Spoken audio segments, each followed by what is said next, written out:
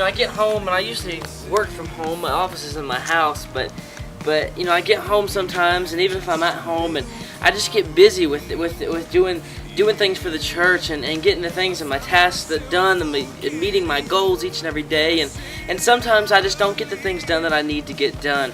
And as a father and as a husband, there's certain things that I have to get done. I have a purpose in my family, and if I don't fulfill that purpose, my family suffers. When I get home, the first thing I want to do is come in, and of course I want to set my stuff down, but I know as a father that the things I need to get done, my responsibility is to make sure everything's picked up and dinner's starting to cook, so when my son and my wife get home, the only time I have, and the only responsibility I have, is to spend time with them. And because I have finished everything else and all the tasks that I've ever had to do for that day, then I can rejoice and delight in who my family is. I get to spend time with my son and my wife, sitting on the couch, maybe watching a movie or whatever it is. But first I have to get the things done that are my responsibility to my family. Part of my responsibility as a father, and I try to do my best at doing it, although it doesn't happen every day, is cooking dinner. My wife, she doesn't get home until around 5:30, 6 o'clock, and sometimes later. And so she's tired from work, and of course my son Ben, he's usually fussy and ready for a nap if he's not already asleep in the car. And so I try to have dinner ready. And that's one of my responsibilities around the house, and it's not my wife's responsibility because she doesn't have time to do it. And so I try to cook dinner. And I try to get things as best as I can before they get home. It's kind of like our relationship with God.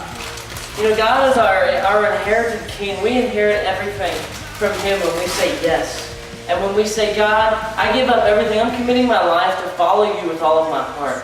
When we make that decision, what we're really saying is that we're going to do whatever it takes. And we're taking on the chores of God Himself.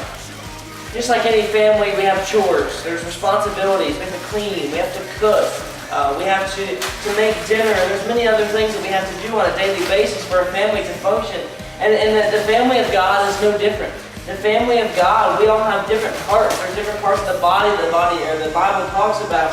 And if we all work together, it's all for one big common good goal, which is the glorification of Jesus Christ.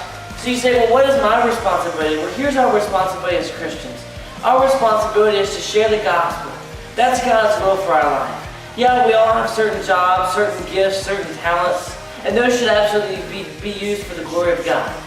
But number one in our lives, God's will for our lives, for your life today, is to spread the news, the good news of Jesus Christ and what He's done for us.